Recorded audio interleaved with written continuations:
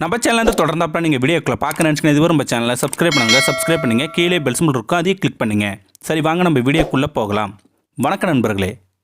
குஞ்சு பறவை ஒன்று சோகமாக இருந்தது. அதன் தாய் பறவை ஏன் சோகமாக இருக்கிறாய் என்று கேட்டது.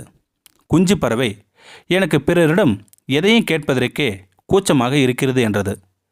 தேவையில்லாத வெட்கம் உன் வாழ்க்கையை சிறப்பில்லதாக ஆக்கிவிடும் என்று தாய் பறவை எச்சரித்தது. குஞ்சு பறவை அதை கேட்டு சும்மா பொன்மொழியாக சொல்வது எளிது, செய்து காட்டுவது கடினம் என்றது அந்த குஞ்சு பறவை. இதை கேட்ட தாய்ப்பறவை தன் குஞ்சு பறவை அழைத்து கொண்டு பறந்து சென்றது. ஏரிக்கரையோரம் சென்று பறந்தபடி நீரின் அருகே எச்சமிட்டது அந்த தாய்ப்பறவை. ஏரியில் ததும்பிய சீற்றலை எச்சத்தை நீரில் கரைத்து விட்டது. தாய்ப்பறவை ஏரியை அழைத்தது. எனக்கு என் எச்சம் வேண்டும், கொடுத்து விடு என்றது அந்த தாய்ப்பறவை.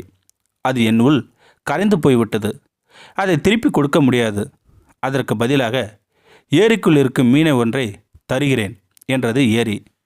தாய்ப்பறவை அந்த மீனை எடுத்துக்கொண்டு பறந்தது. ஒரு வீட்டின் முன்னால் வைத்துவிட்டு கொஞ்ச நேரம் மறைந்திருந்தது அந்த தாய்ப்பறவை.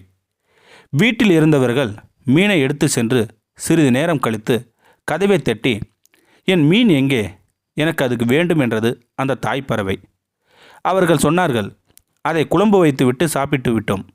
அதற்கு பதிலாக நாங்களே தயாரித்த தரமான கயிறு தருகிறோம் என்று கொடுத்தார்கள் அவர்கள். தாயும் குஞ்சு பறவையும் கயிறை எடுத்துக்கொண்டு பறந்தன. வழியில் ஒருவர் கிணற்றருகே கவலையுடன் நின்று கொண்டிருந்ததை பார்த்தன அந்த பறவைகள்.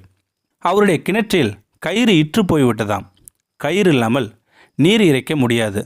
நீர் இல்லாமல் போனால் என் வீட்டில் நடக்க இருக்கும் விழா நடக்காது என்று புலம்பினார் அந்த வயதானவர். நான் கயிறை கொடுத்தால் நீங்கள் என்ன தருவீர்கள் என்று தாய்ப்பறவை கேட்டது. என்னிடம் இருக்கும் அரிய வகை விதை நெல் ஒரு படி தருகிறேன். அது அழிந்து விட்டதாக மக்கள் நினைத்து கொண்டிருந்திருக்கார்கள். ஆனால் அது அழியவில்லை. என்னிடம் விதையாக கொஞ்சம் இருக்கிறது என்றார் அந்த வயதானவர். தாய்ப்பறவையும் குஞ்சு பறவையும் விதை நெல்லை சுமந்து கொண்டு வயலுக்கு வந்தன. அங்கே அந்த நாட்டின் ராஜா விவசாயத்தை கண்காணித்து கொண்டிருந்தார். அவருக்கு விவசாயத்தில் அதிக ஆர்வம் உண்டு. அவர் அருகே விதை நெல்லை போட்டுவிட்டு தாய்ப்பறவையும் குஞ்சு பறவையும் மறைந்து இருந்தன. திரும்பி வந்தால் நெல் இல்லை. ராஜாவிடம் தாய்ப்பறவை கேட்டது, என் அரிய வகை விதை நெல் எங்கே என்றது. ராஜா திடுக்கிட்டு போனார். அந்த அரிய வகை விதை நெல் யாருடையது என தெரியாது. நான் அதை பிறரிடம் சொல்லிவிட்டேன். அது உன்னுடையதா? அதற்கு பதிலாக நீ என்ன கேட்டாலும் செய்கிறேன் என்றார் அந்த ராஜா.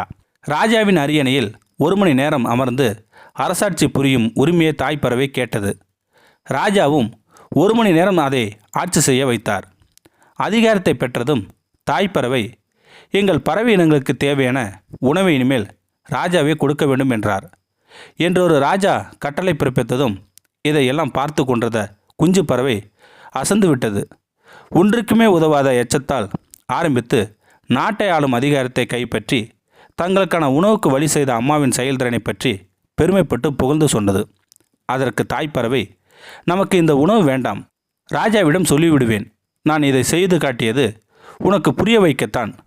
ஒன்றுமே இல்லாத ஒன்றில் இருந்து கூட கூச்சப்படாமல் கேட்கும் திறனால் பலவற்றை உருவாக்கிவிட முடியும். வெட்கப்படும் உயிரினங்களால் இவ்வுலகில் சிறப்பாக வாழ முடியாது. உனக்கு தேவையானவற்றை கூச்சப்படாமல் உலகத்திடம் வாய்விட்டு கேள். கொடுப்பதும் கொடுக்காதும் அவர்கள் இஷ்டம். கொடுக்காமலேயே கொடுக்க மாட்டார்கள் என்று யூகம் செய்யாதே என்றது அந்த தாய்ப்பறவை.